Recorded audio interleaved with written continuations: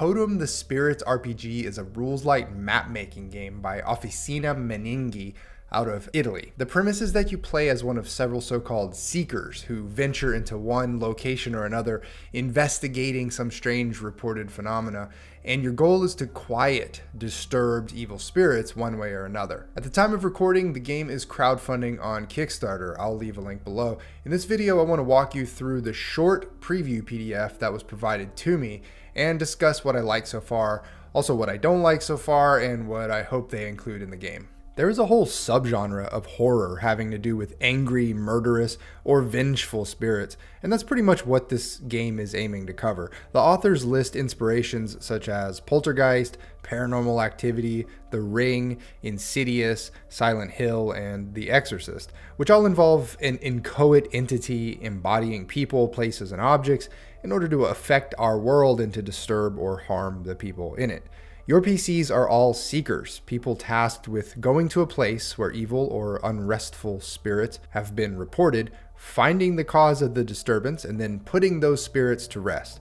I think the most interesting aspect of this whole game is the fact that it's a map-making game. As each round of play progresses, the GM describes new elements in a scene, but the players do as well. In fact, it's the players who incrementally draw the map of the scene turn by turn based on what their seeker character is observing, which is to say, it's a player-driven map and really a player-driven narrative. The authors describe the game as cooperative, but that's not quite how I would use the term. Cooperative, I think, would mean that there is no GM at all, and everyone at the table is working against an oracle that is generating narrative results. But in this case, the players are given a ton of discretion in describing each scene, with the GM being expected to build on those player descriptions and add elements, as well as call for tests and decide when damage or trauma has been sustained. So the way the game is set up is that everyone at the table first chooses a scenario, and this is, from what I can tell, a single location, like a haunted house or an abandoned hospital or whatever. Then the players choose their seekers. Each seeker has a single special feature, which is to say this game is very rules light and meant to be played almost at a moment's notice, even with people who aren't into RPGs. It's intended to take only 2 to 3 hours to resolve a story, which is particularly appealing for the more casual gamer. Anyway, when setting up, the GM will finally choose a spirit type, which is represented by a totem. So a totem can be a wolf, moth, cat, or crow. But remember, that animal type describes the spirit's nature, not its form or its origin. You're never going to be battling the ghost of a moth in this game, I hope. Different totems have different behaviors, features, and powers that will affect the adventure. There are 3 phases of play. Phase 1 is exploration. This is where all the seekers introduce themselves into the story and start describing the setting. You actually start right at the haunted location, which is great.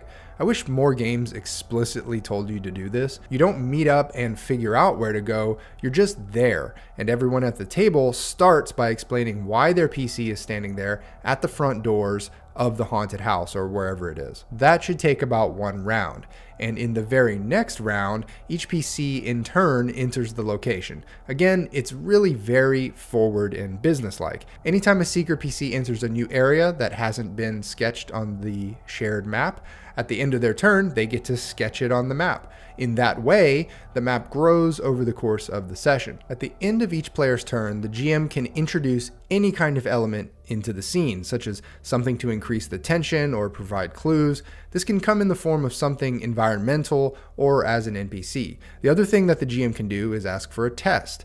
Check this out. This RPG is so rules light that you don't even roll dice.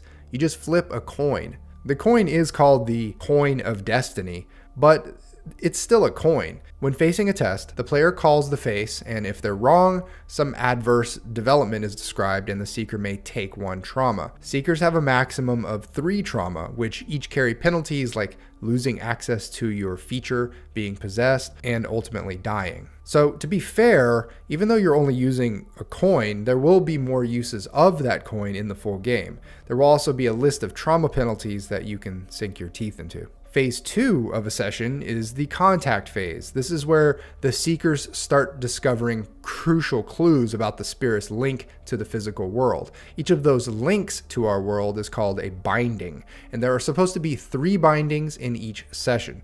This contact phase ends when the 3rd binding is revealed. Every time one of these 3 bindings is revealed, the character who discovered it has to make a test. Depending on the outcome, there will either be new information uncovered or perhaps new trauma dealt to the seeker. The 3rd and final phase is called the cleansing, and it's where seekers try to put all the information that they've gathered to use and undo the bindings, setting the spirit free and cleansing the location. I sort of imagine this phase being one where the players spend a lot of time comparing notes and talking to each other, and I think if I were running the game, I'd impose some kind of timer or clock in order to ramp up the tension and keep things moving along. There are 4 possible outcomes to a session, all ranged along how many of the bindings the seekers were able to undo. 0 bindings undone means your seekers were absolutely useless. 1 binding undone means your crew was still pretty useless. Actually, 1 and 2 bindings undone both offer pretty unsatisfying outcomes. It's only when you've undone all 3 bindings that you get the good ending. There is this sample scenario included in the quick start that's really more of a collection of paragraphs of potential seeds for ideas, but it did get my imagination stirring. It lists a number of potential locations, including a dilapidated villa, ruins in the woods, abandoned lighthouses, hotel built on top of a native burial ground. Actually, that suggestion got me thinking that it would be cool to have a location generator made up of a number of different tables. The list continues with a desecrated church, the remains of a Roman villa, they don't have those in the States, or a run-of-the-mill apartment. You know, that triggered another interesting feature of this game, which is that it's so rules light and open-ended, you can place it in any setting or time period, or really any world. This sample scenario suggested weird events that GMs can throw at players,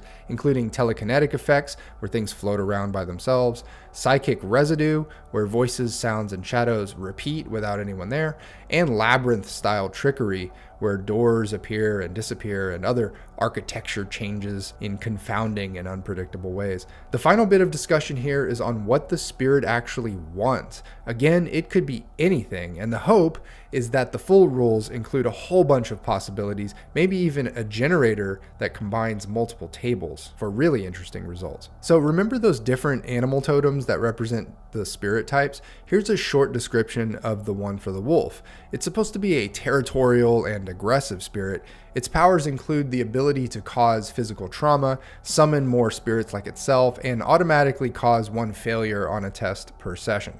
It's usually bound to this world by way of blood from past tragedies. The 4 seekers detailed in the quick start each come with 1 feature. For the martyr, you can take another's trauma onto yourself. For the psychic, you have a chance at asking a question when you reveal a binding and get a truthful answer, but risk taking a trauma. What's interesting about this one is that even if you fail the test and take a trauma, the GM could still give you a truthful answer, or not. With the veteran, you can take on 4 trauma max instead of 3, and with the poet, you get 1 free coin reflip per phase of the game. And that's actually it for the quick start. So alright, here are my thoughts on the Totem quick start preview document. Concerns. Will we get fleshed out tables? It remains to be seen if the authors will provide GMs with enough meaty tables to generate locations, spirit motivations, not to mention enough archetypes to give the game a strong replayability factor. What's with the Ouija board? I was really hoping to see some explanation of how the Ouija board is employed in the game, since that's a pretty central visual element in the marketing images, but there was no mention of it in the quick start. Do you actually use it to try and commune with the spirits of the game? Obviously, that's probably what it's used for. It sounds potentially like a lot of fun, but it depends on how and where it's implemented. Always being 50-50 with the coin flip. I like dice. I like probability curves. I like just a hint of math and numbers in my RPGs, but I get why they went with this design route. They wanted to craft a game that will be easy to pick up by even the most non-gamer participant possible. Pros. Rules light means quick, casual fun. Yeah, so on that same note, this game has some really compelling elements that make it accessible. You always start at the location just about to enter, which means there's no dilly-dallying at the tavern beforehand. There are 3 phases to the game, so you're just on a schedule in that sense. And there are always 3 bindings. It keeps things simple and easy to play. Familiar subgenre. You don't have to be a huge fan of the restless spirit subgenre of horror to understand its trappings. I think one of the best things about this subgenre is that it's always got a plot twist, which I think is the main point of watching any of those movies. Drawing maps together is fun. I've played a couple of different map making RPGs over the years, and I've always found them to be a lot of fun. What's great is that they work both in person and online. And no matter how you play it, it's really great to not only have a central visual element in a session that everyone can look at the same time, but one that everyone is actually participating in and evolving. And if you have a really good doodler in the group, it can be especially fun and often funny. Okay, so I also have a wish list here, a table full of plot twist ideas. I mentioned this a second ago. I'd love to see a table or a series of tables that would allow a GM to come up with a plot twist to accompany all the other core details needed for a session. Thematic character sheet. The current character sheet is a tad bland. I'm kind of hoping to see something more thematic here. More playable quick start before Halloween. It would be cool to see a quick start released before Halloween that included a fleshed out sample scenario so that people can run a session at a Halloween party or get together. But I don't know. I'd love to hear your thoughts on this game so far, and if you have any plans to back it. I've left links below to where you can check it out. Thanks as always for watching. See ya.